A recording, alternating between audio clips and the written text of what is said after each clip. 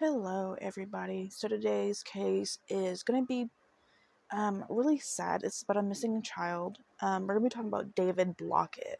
Maybe you've heard of it. It's from the 80s, I want to say. Yeah, it's from the 80s. I'm looking at my notes. So maybe you've heard of it. It's been a while now. Um, but I still want to talk about it. Uh, this case and I think the next two cases are going to be regarding children, and the next two are going to be very hard to hear. So just putting that out there. I didn't realize that when I was putting all of my notes together, because I like to put them in the order that I'm going to do them. It didn't really hit me until I was going over all of my notes, getting ready to film, that I have three children, one after another, and they're not easy to listen to. What those children suffered are really horrific. And this one is also very sad because we just don't have answers. And anything could basically be possible in this case. So I'm just putting that out there. I completely understand if this is not something you can listen to. I will see you in a later video. But after I get through these next three cases, um, we're not going to be talking about children for a minute, I think. So all these cases that I go over are very sad, but there's just something about the children that it just really hurts your heart. So after these three, we're not going to be doing children for a while, um, for at least a few videos. So I'm just putting that out there. With that being said, all the links I use for research are down below, and let's go ahead and get into this. So David was born on November 26th, 1980, and he was only 2 weeks old when he would be abducted on December 11th, 1980, from his family's residence on 13th Street in Newport News, Virginia, under false pretenses. So the abductor called herself Marie Kelly and told David's mom, her name is Vanessa, that the State Department of Social Services, or DSS, was sponsoring a function for children at Riverside Regional Medical Center. The woman convinced Vanessa to let her take David and his 2-year-old brother Frederick to the party. Later that afternoon, Frederick was found wandering alone at a shopping center near Old Mallory Road in Hampton, Virginia. He had a piece of paper in his pocket with his name and address on it, and police returned him to his mom. There was no indication of David's whereabouts, and he was never seen or heard from again. So you might be thinking, this is a lady that Vanessa, we're going to say that she does not know. How does she just come to your house and just take your children and you don't even think about it? And I'm going to be completely honest, I was thinking that too. But you have to remember that this is the 1980s, and it was a different time. Um, People were a lot more trusting, um, even just in the 80s. When my parents talk about raising my siblings in the 80s, uh, it was just like a more trusting time. They didn't really talk about all these issues that we have now, which, not saying they weren't there, it's just they weren't as talked about. So it made you feel like it was a much safer time. And also, she had just given birth, so I can understand that she's probably tired. Maybe she's dealing with postpartum stress or something, and it's just she needed a break or something. And maybe she really did believe that this woman was from DSS. Maybe this woman has some sort of like a badge or something to prove that she was from there. So we can't really just say it's Vanessa's fault, even though I think today we would be much more wary of this happening, and we probably wouldn't let our children go to some random person that shows up at our house. That being said, like, I just don't think we could just put it all on Vanessa. So I did just want to put that out there. So that same day, a woman believed to be the abductor called Vanessa at home and asked what sort of formula the baby was taking. They hung up before police could trace the call. Several days later, police found a diaper bag and a leather folder near a parkway in Yorktown, Virginia, and the items were believed to be the abductors. So this woman that was calling herself Marie Kelly. So we have a description of the abductor, and she is a black woman about 32 to 35 years old. And she has a medium complexion and large hips. I don't know what they mean by large hips. I don't know if they mean she was like wide or something. But she stood about 5'4" to 5'8", and she was about 145 to 155 pounds. And she has still never been identified. So the DSS did not employ a social worker with the name of Marie Kelly or a person with that description there. And there was no Christmas party for children at Riverside Regional.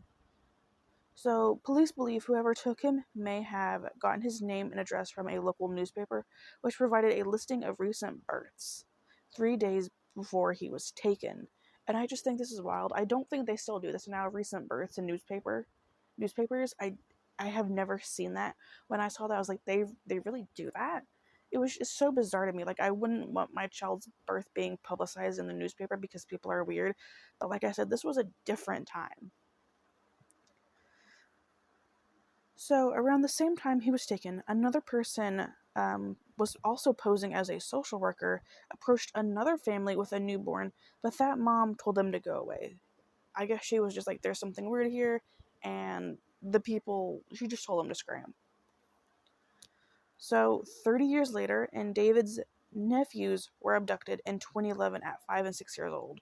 And I saw that in an article, and I was like, this is just this weird coincidence that they are now abducted later on. So they are sons of Dante,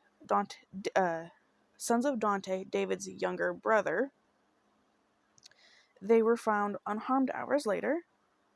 So they did eventually come home. It was in the article I was reading. It was like, it's just this weird coincidence that David went missing 30 years ago, and now his nephews went missing. Because it really didn't tie too much into the case, I just wanted to include it because I thought it was like, that's a weird little timeline, a weird little thing to happen twice. But it doesn't really tie into his case, so I didn't really want to go into too much information on that. But I did want to include it. Vanessa would die of an aneurysm in 1997 at the age of 35. And Frederick lives in North Carolina. He vaguely recalls the abduction and said a man was driving the car, and neither he or Marie would look at the children.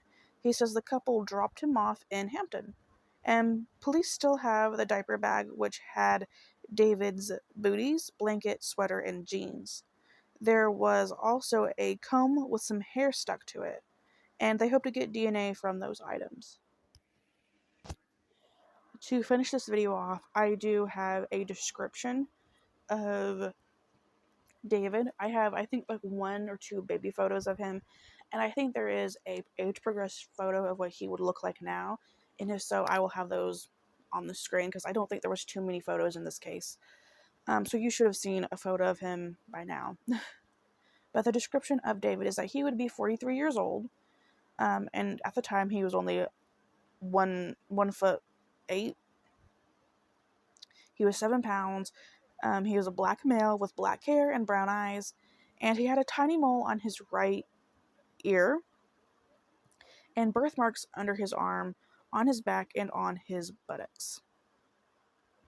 If you have any information that could help David's case anyway, or anything that was kind of fishy at this time, if you were around in the 80s, you are urged to contact the Newport News Police Department at 757-926-8706. Again, the phone number for Newport News Police Department is 757-926-8706.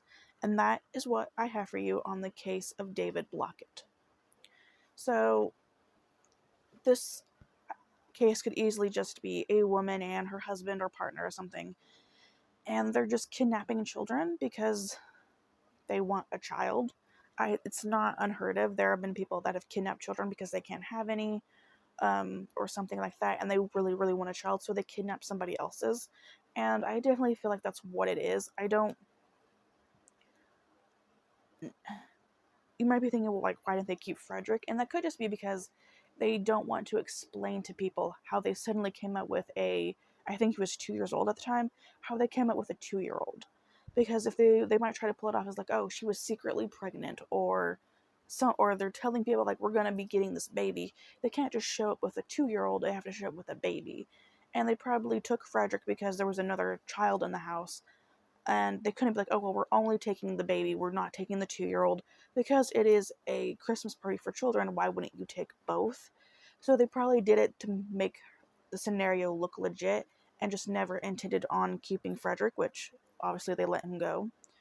And the fact that they put his name and address on him, that tells me that they weren't really planning anything nefarious in the terms of like harming the children, because if that was their plan, I think they would have harmed Frederick. So I think it was just a case of someone merely wanting to steal a child for whatever reason, whether it's for they just want to tell people that they're a mother or a father and they really want a family of their own and they can't have one, or it could be something more nefarious that we just don't know about.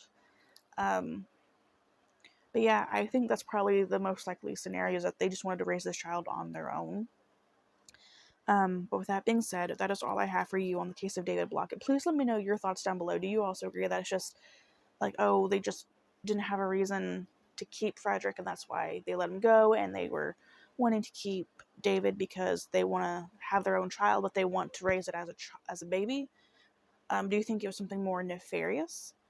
Do you think he's still out there? Do you think that he's just unknowingly walking around with probably a different name and not realizing he's David? I'm really interested to hear what you have to say down below. Please be respectful. Please don't try to go after Vanessa. She's no longer with us, but we still don't need to like go into like, why would you just let your child go? Like I said, it was the 1980s. It was a different time. They were posting births in the newspaper. I mean, come on. I have not seen that, so I don't think they still do that. If they do, I don't think they do it as much. So, like, come on now, let's not be super hard on her. Although it is an odd decision, it's not our place to judge. Thank you so much for listening to this video. I will see you guys very soon. Just a reminder, the next few videos are going to be a little hard to hear, so I am very sorry. So just trigger warnings for that in advance. But thank you so much for listening to David's story. I will see you guys very soon. Bye, guys.